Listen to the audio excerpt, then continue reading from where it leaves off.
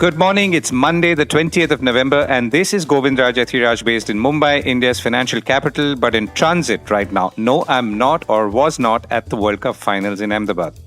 Our top stories and themes for the day: demand or supply? What will drive oil prices and markets right now? Personal loans will get expensive, but will that solve the problem? Every product and service can't be green, even if it claims to be. Guidelines to crack down on greenwashing advertising, as it's known, are on the way. Sam Altman may return to OpenAI off ChatGPT fame, but that will not solve the problem that AI is becoming. Thailand goes all out to attract high-spending tourists and more tourists. Takeaways. And finally, India lose to Australia by 6 wickets at the Narendra Modi Stadium in the World Cup Final 2023.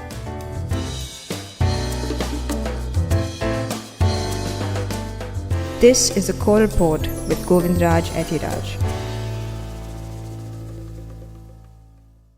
The oil market is a classic case study, at least at this point, of the role of demand and supply in markets, and how prices can keep falling because demand is falling and supply or suppliers cannot always hold sway in a market. In this case, bullish analysts from investment banks like Goldman Sachs are predicting that the Organization of Petroleum Exporting Countries, or OPEC, will raise prices and hold them by, of course, moderating supply as they've done in the past. And it does work. We believe that OPEC will ensure that Brent oil prices end up in the $80 to $100 range by 2024 by ensuring a moderate deficit and leveraging its pricing power, Goldman Sachs analyst Dan Struvian said in a note as reported by Bloomberg. Now, despite that, the US benchmark WTI fell about 1.7% for the week, its fourth straight weekly retreat, and is around 19% from its highest close of the year in September. And Brent, by the way, is quoting around $80 a barrel. Shipments from some parts of the world are actually set to rise next month, while US exports, note exports, have been surging. So we do track oil prices closely on the core report, as you know, because any sharp rise can affect India's economy, including, of course, nudging inflation numbers higher, which have just managed to come down. Back in the stock markets, most finance stocks came under pressure on Friday after the Reserve Bank raised weightages on personal loans, and more on that shortly on Thursday. The BSE Sensex ended 188 points lower at 65,795, while the Nifty 50 ended at 19,732. That's down 33 points. A piece of good news which I mentioned in passing on Friday morning is that foreign portfolio investors have now reversed course and are buying. Now, this is after selling billions of dollars of equities in August, September, October, and some part of November. And now, of course, they're buying. So the reason for this is a fall in US Treasury yields to 4.45%. It had touched about 5% in recent weeks, and perhaps lesser so. When I say lesser so, I mean reasons being the ongoing political or geopolitical tensions in the Middle East. Lower yields in the United States means money will seek higher yields elsewhere, including emerging markets like India. Though foreign portfolio investors, just to note, have been selling across Asia in recent months and not just India. The Mint quoted that foreign portfolio investors have bought about 1,433 crores worth of Indian equities, and that the total inflow stands at about 15,000 crores as of November 17th, taking into account debt and hybrid and equities. Personal loans will get steeper. Will that solve the problem? Let's begin with the news. State Bank of India, India's largest bank, has said that it expects minimal impact on its capital ratios following the Reserve Bank's tighter rules for personal loans, its chairman told Reuters in a phone interview. The impact of that increased risk weight on personal loans, including credit cards, will be about 55 to 60 basis points, Dinesh Kumar Khara, the chairman of State Bank, said on Friday. State Bank's capital adequacy ratio stood at 14.2% on September end. Now, the Reserve Bank's move to raise risk weightages follows a rapid growth in the banking system's unsecured personal loan portfolio from around 60,000 crores in 2019 to about 130,000 crores currently. Credit cards, too, in this period have grown fast. The Governor, Shaktikanta Das, had said in a recent monetary policy review that the higher capital requirement will make loans costlier and crimp growth, bankers and analysts told Reuters. So the bottom line is that personal loan costs will go up somewhat, or they may even not by much, particularly if banks decide to absorb the costs in a competitive search for customers. The question to me, however, which at least is more important the way I see it, is will it matter either way? The Reserve Bank is cracking down and increasing risk weights on banks' unsecured personal loans and consumer durable loans from 100 to 125%, and risk weights on credit cards have been increased from 125 to 150%, among others, was addressing two issues, at least as I could see. First, of course, is the balance sheet of banks issue. Second, when it comes to small personal loans, there is a social and economic problem that's in a way been highlighted, which is the propensity of people to go for a high degree of loans in a way that their lifestyles are altered. And that is something for policymakers to think about. Living on debt is not easy, particularly if you're starting out in life, as many are, and getting into debt or staying in it at some level or the other. To that extent, the Reserve Bank seems to have done the only thing it can do, which is to make money essentially costlier. Though I'm not sure this will solve the problem because at these levels, high costs can easily be staggered into more EMIs or longer durations. And that is precisely what could happen. So the other question is that what is the role that fintech companies play in this? Fintech companies obviously bring efficiency into the system. At one level, it's needed. But at another level, it evidently contributes to borrowers to over leverage or stretch. The ease of getting a loan with a click of a button or a tap on the screen of my mobile phone is addictive and transforming. So the issue is not whether these borrowers can repay or not. Quite likely they will. The issue is that this is a way of living that they are in some ways being thrust into or pulled into, which is somewhat unfortunate. Remember, we're not talking about loans to buy immovable assets like houses, or for that matter, even movable assets like cars and two wheelers. Eventually, people must decide in their best interest or their own best interest how much to borrow, how much to live beyond their means if they are, and where to stop. But the role of efficiency and the role of fintechs must be examined more closely. The baby should not be thrown out with the bathwater, but closer scrutiny must follow. Merely raising the cost of capital perhaps is not enough. Government finalizes productivity linked incentive schemes for Dell, HP, among others, to make hardware in India. We haven't spoken of electronics and local manufacturing for a few weeks.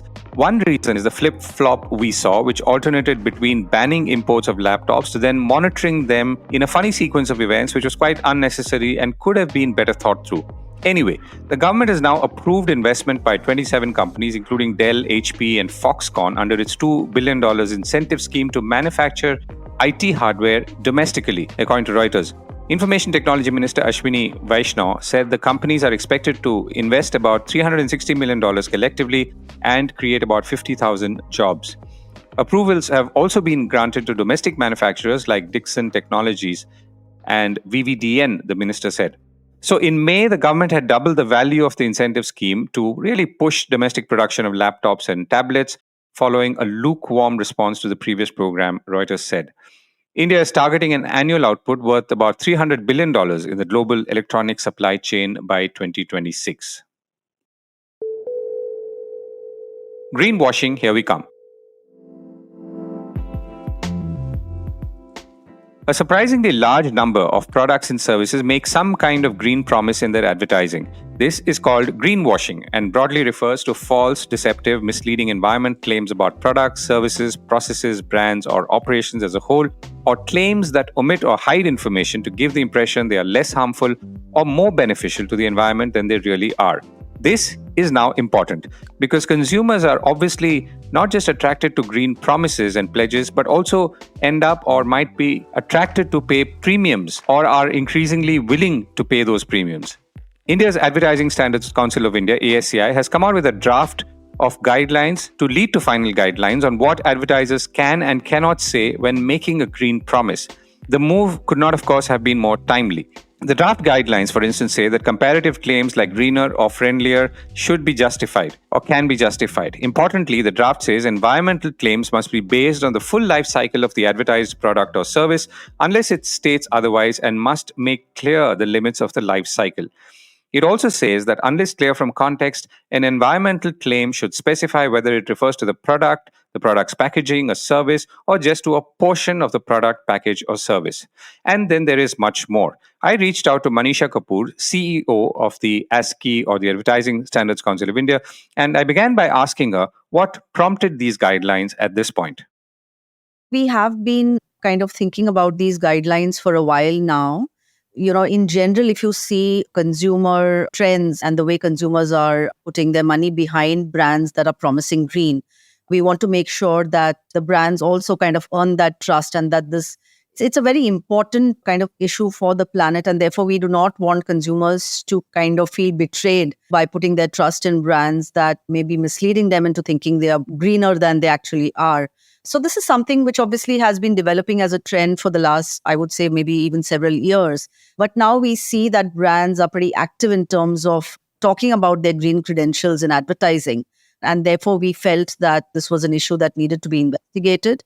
So earlier this year, in fact, we ran a few scans to see the kind of claims that were being made by different brands in different categories.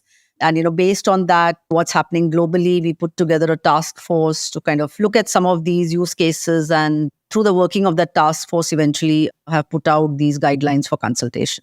Right. And were there any products or services that were particularly, for lack of any other word, guilty of, let's say, either overpromising or greenwashing, which is the term used for these things? We saw products kind of claiming green pretty much across the spectrum. So whether it was homes, whether it was products like sanitary napkins, whether it was, of course, cars or, energy companies, even, your regular FMCG kind of brands talking about packaging being green, etc. So I think it was pretty much across a wide spectrum. So green claims are not really, restricted to any particular sector. I think brands are seeing the opportunity across sectors. So yeah, I think it was pretty much, you could name a sector and I'm sure we'd find green claims in it. Right. And there is obviously an attraction for or a gravitation towards products or services which position themselves as green on the part of customers or consumers. Yes, I think we are seeing that. I think there are trends that also indicate that consumers are willing to pay a premium for these products, that they are willing to kind of accept certain compromises to, they may otherwise, have other choices. So I think consumers are really kind of, making their preference known for these products. And that's, like I said, whether it's through premiumization or whether it's through, very conscious choice making. And I think it's only fair that if they believe they want to support products that are green, then, that they truly are able to do that in ways that are transparent and honest. Right. And are there international examples or countries where there are similar guidelines already or on the way? So I think most of these self-regulatory organizations in Europe, for example, have had these now for the past, I would say, between 2 and 3 years in terms of timeline. These guidelines have been quite active. Just to kind of give you a context, essentially greenwashing is a kind of misleading claim. So it's not as if today, let's say even a year back, if we had got a claim which was a greenwashing claim, that we could not have processed it because we still look at misleading claims, right? But the idea of putting the guidelines is to make it just much more explicit and explanatory for the industry in terms of what are the specifics that we will look at. Therefore, it kind of provides a framework for industry to also, be cautious in terms of, crafting their claims in particular ways. So I think, like I said, in terms of just misleading ads, ASCI's code has been there for a very long time. But yeah, I think just increasing use cases of, these sort of claims is pushing us to kind of give greater clarity on what we would find acceptable or not. Right. Yeah. And that's a useful point. So do you foresee any practical challenges? And as in, I mean, you tell companies to do this, I mean, which of course could be a larger ASCII challenge, but how do you disclose everything about what you really are claiming about being green, including, let's say, some of the finer points, like is the product green or packaging green or the delivery of it green? Yeah, I think the key thing that we are asking advertisers to do is to make claims that they can back, right? So if a part of your packaging is green, we are happy for you to say that, but do not imply that your entire product may be green or that your entire product is recyclable if only a part of it is recyclable. So I think what we are really pushing to say is that limit your claims to what actually is green in your product. Companies tend to make more overarching claims or absolute claims saying that this is a green product, and which then means that in every way, every part of that product needs to be green or a significant part of that product needs to be green. Whereas if only a small component of your product is green, that's also welcome in this journey, but then just claim that. So I think that's really what we are talking about. But I think this is also on the radar of the central government. They have recently formed a committee to look at, again, greenwashing and green claims. So I think this is something that will gather more momentum. I think not just ASCI, but we will possibly see, I think, even regulation coming in this some point in the future. Right. And there are other areas, for example, the context of people who make claims like influencers and so on, where you are already working with government. And what's the timeline for this, like roughly? So, we've put out the discussion paper till end of this year. We are inviting comments. I'm sure there are going to be quite a few, given that this is really, it impacts a lot of categories. So once we have all of those comments in, the task force will need to, of course, look at it, reevaluate the guidelines that we've put out. I would say perhaps towards the end of first quarter next year. I mean, roughly, I would say, but of course, it depends on the nature of feedback that we get and how much we need to go back and change things around. Right. Manisha, thank you so much for joining me. Thank you. Thanks, Govind. OpenAI ejects Sam Altman but may take him back. And the big news over the weekend, OpenAI shocked the world from tech geeks and users to venture investors when it ousted CEO Sam Altman, who, as we all know, had emerged as the face of AI or artificial intelligence following the success of ChatGPT, the company's chatbot. So, till this surprise board ejection happened, most people actually would have been surprised to hear that Sam Altman and his company were not one and the same thing. OpenAI, by the way, was valued, or perhaps still is valued, at about $86 billion, and a stock sale was likely to happen. And the shock didn't end with Altman, who, by the way, has also visited India and met Prime Minister Narendra Modi in the context of AI for good. Several people, including OpenAI President Greg Brockman, have also resigned. And now the latest news is that the board is facing investor pressure to reinstate Altman, and possibly the board itself may resign in coming days, according to Bloomberg. So, OpenAI's decision to fire Altman followed wide-ranging disagreements between the CEO and the board, including differences of opinion on AI safety.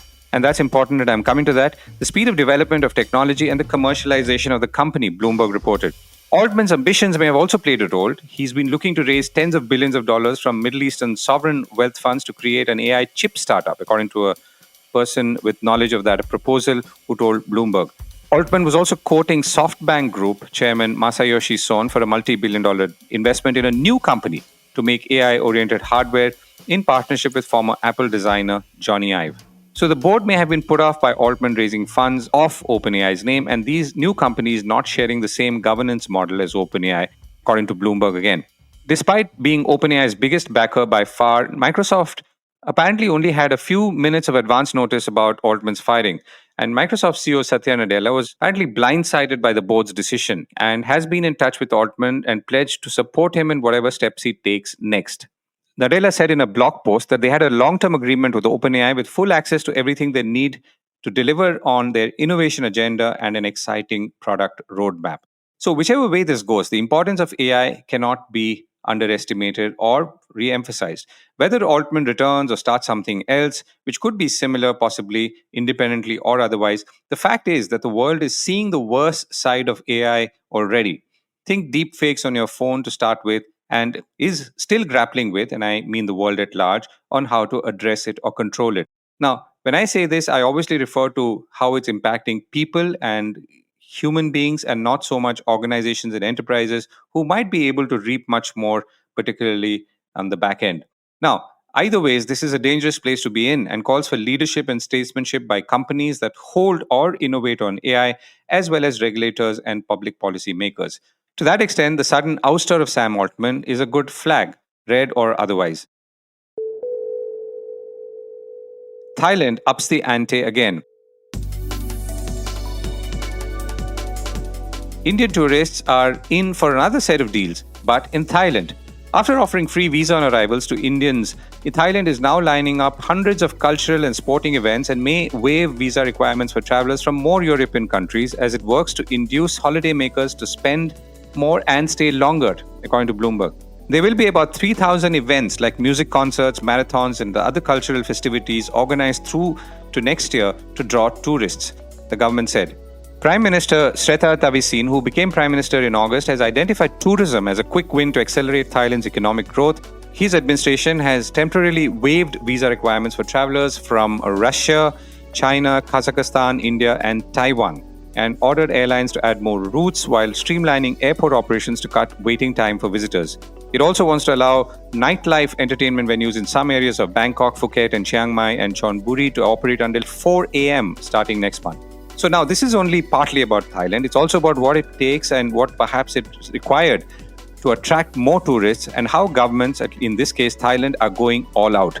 Thailand wants to touch its 40 million tourist mark that it hit pre-COVID and is still away from there. It's currently about 23 million tourists as of November 2nd week.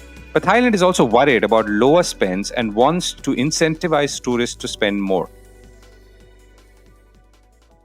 And India's wait for the ICC trophy continued on Sunday as they lost to Australia by 6 wickets in the World Cup final at the Narendra Modi Stadium in Ahmedabad, with opener Travis Head scoring a century to take the Aussies to their 6th title. India scored 240, a score that seemed diminished right from the beginning, and Australia almost seemed to have no problem getting there, except for a few glitches in the beginning. That's it from me for today. Have a great Monday and a week ahead, and see you tomorrow.